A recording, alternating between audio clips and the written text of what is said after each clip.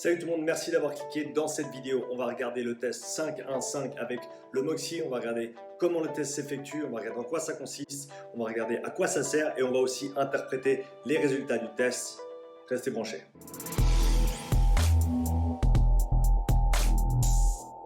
Donc ce matin, j'ai eu la chance de retrouver un des athlètes que je coach normalement à distance, Nico, qui est un athlète de voile. Il fait partie de l'équipe suisse de voile. Il évolue dans la catégorie laser, qui sont les tout petits bateaux, qui vont très très vite. Et donc pour tenir cette position de rappel sur le bateau, il faut des cuisses qui ont beaucoup de force, beaucoup d'endurance aussi. Et donc on s'est retrouvé aujourd'hui chez Basics, chez David. Merci David de nous avoir accueillis pour effectuer le test 5-1-5 avec le Moxie qui va nous permettre de déterminer les limiteurs physiologiques de Nico pour ensuite aiguiller son entraînement, notamment sur le vélo, pour, on l'espère, améliorer ses performances sur le bateau. Donc d'abord, je vais vous expliquer en quoi le test consiste, les différents paliers qu'on a suivis, les différentes étapes à suivre, et ensuite on va interpréter les résultats de Nico sur le graphique. Allez, c'est parti. Donc le test 5-1-5 est un test qui peut s'effectuer sur un vélo ou un airbike, même un rameur. Ici, on le fait sur le vélo parce que Nico utilise énormément le vélo pour ses entraînements, vu que ça l'aide beaucoup sur le bateau. Le test est construit de la manière suivante. On a un intervalle de 5 minutes de travail suivi d'un intervalle d'1 minute de repos et on recommence 5 minutes de travail, 1 minute de repos. Tous les deux intervalles, on monte d'un palier. Chaque palier, c'est 50 watts. Ici, avec Nico, on a commencé à 125 watts. Donc, on a fait les deux premiers intervalles à 125.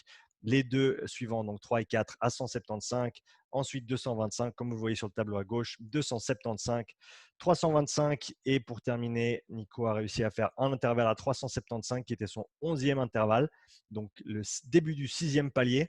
En général, on veut trouver l'échec autour du 5e palier, en fin de 5e palier, donc là on était tout proche, on était pas mal, on aurait pu potentiellement commencer à 175 dès le départ, mais là on était déjà bien. On voit Nico qui commence à souffrir sur ses derniers intervalles. 175, il a vraiment poussé dur. Dans la main, je tiens un oxymètre de pouls qu'on va utiliser pour mesurer la saturation périphérique d'oxygène de Nico pendant chaque intervalle de repos. J'en parlerai à nouveau plus tard. Ensuite, 5 minutes de repos et on part ensuite sur un wingate de 30 secondes. Donc, on monte en intensité progressivement et ensuite, on maintient pour le reste des 30 secondes. J'ai pris une petite vidéo des watts de Nico sur le dernier test.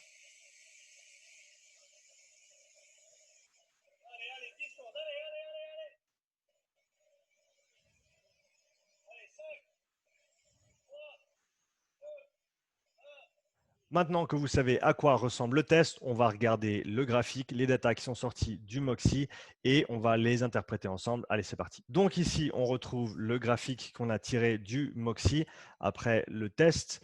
Et donc, je vous ai noté, pour simplifier, les différents paliers ici. Comme ça, ce sera un petit peu plus facile à interpréter jusqu'au 375 sur lequel on s'est arrêté et ensuite le Wingate pour terminer 5 minutes plus tard. Donc, qu'est-ce qu'on va regarder? Ici, on a trois courbes. On va regarder la courbe en bleu qui est le SMO2, donc la saturation d'oxygène au niveau du muscle en temps réel. On va aussi regarder le THB qui est l'hémoglobine totale, qui est un proxy pour le flux sanguin. Et finalement, on regardera la courbe orange que j'ai ajoutée en bas ici, qui est la courbe de la fréquence cardiaque de Nico pendant le test. On est monté au-dessus de 190 sur la fin ici. Donc, c'était un gros test au niveau physique pour Nico, mais on l'a fait, ça a bien marché et maintenant, on va regarder les résultats. Donc, la première chose à regarder, ça va être la courbe bleue, donc la saturation en oxygène. Ce qu'on peut voir, c'est que sur les premiers intervalles de travail, donc chaque palier ici, on voit, ou chaque intervalle, on voit ce trouve ici avec la petite bosse qui représente la minute de repos entre chaque intervalle. Et donc, on voit que sur chaque intervalle de repos, le SMO2 remonte en saturation. Donc, on a l'oxygène, on va dire qu'on repaye la dette d'oxygène après chaque intervalle. Ce qui est intéressant à noter aussi, petit à côté, c'est que comme on l'a vu sur les vidéos précédentes, on voit une tendance qui est sur la montée en termes de la baseline, si on veut, de SMO2 par rapport au départ. On se trouve ici en dessous de 60%. On a fait ce test sans échauffement, comme c'est indiqué. D'accord, c'est un test qui dure longtemps. Là, on a passé 55 minutes pour compléter ce test. On aurait certainement pu sauver un palier, donc économiser 10 minutes. On le saura pour la prochaine fois, commencer peut-être à partir de 175. Mais quoi qu'il arrive, on commence sans échauffement et on voit que le SMO2 de base monte au fil du test, ce qui est très intéressant intéressant à ce niveau-là. Donc, on a tous nos intervalles de travail de 5 minutes ici. Et ce qu'on veut voir déjà, c'est la tendance du SMO2 pendant ces intervalles de travail. Et donc, on voit ici qu'on est à peu près à plat. Au début, on est même en suroxygénation. Donc, on apporte plus d'oxygène qu'on en utilise, d'où la courbe montante ici aussi. Et là, on commence à trouver un certain équilibre. Et une fois qu'on passe à 275 watts, on voit que la courbe commence à descendre, descendre, descendre et donc descendre toujours plus bas jusqu'à la fin de notre 375. Et finalement, à la fin du Wingate, on voit qu'on se retrouve ici. Donc, on a réussi à complètement désaturer le muscle. Donc, si on prend ces indications-là, on peut déjà dire qu'il n'y a pas de limitation au niveau, pardon, j'essaie juste de retrouver mon stylo, au niveau, donc si on a utilisation au niveau musculaire, cardiaque ou respiratoire, ça va être nos 3 limitations possibles sur ce test. Et donc là, on peut déjà dire qu'on n'a pas de limitation au niveau d'utilisation. Si Nico avait une limitation à ce niveau-là, on verrait certainement une courbe qui plateau et qui remonte même un petit peu.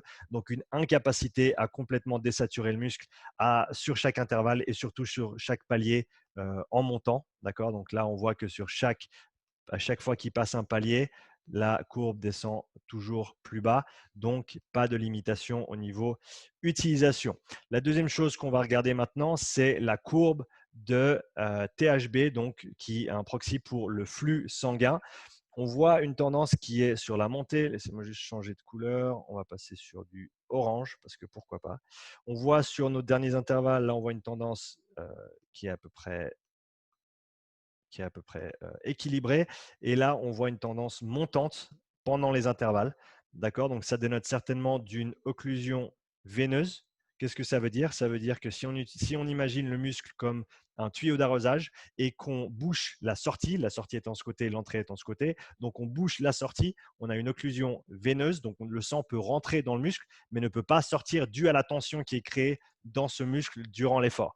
Et donc là, ce qu'on voit, c'est que vu que le sang ne peut plus sortir du muscle, on a une accumulation du sang pendant l'effort, d'où cette courbe montante. Maintenant, on a 2 possibilités. Soit on a une limitation au niveau cardiaque, soit on a une limitation au niveau respiratoire. Et ça, on va le voir pendant les temps de repos. C'est pour ça que les minutes de repos sont si importantes dans ce test. Et là, ce qu'on voit, c'est que la courbe de THB, donc je vais juste passer un petit coup, voilà, pour nettoyer tout ça. Ce qu'on voit, c'est que la courbe de THB, elle monte pendant chaque intervalle de repos. Qu'est-ce que ça veut dire? Ça veut dire qu'on a certainement une vasodilatation qui se fait au niveau des vaisseaux sanguins, ce qui veut dire que dès qu'on relâche la tension dans le muscle à la fin de l'intervalle de travail, on a un flux de sang qui revient alimenter le muscle et qui revient à chaque fois un petit peu plus fort, d'où cette tendance montante qu'on voit ici entre les différents intervalles, ce qui dénoterait certainement une limitation au niveau respiratoire. Pourquoi? Parce qu'il n'a pas la capacité de complètement se débarrasser du CO2 qui s'accumule dans le système. Le CO2 est un vasodilateur, je ne sais même pas quel est le bon terme à utiliser. Vous me corrigerez dans les commentaires avec grand plaisir.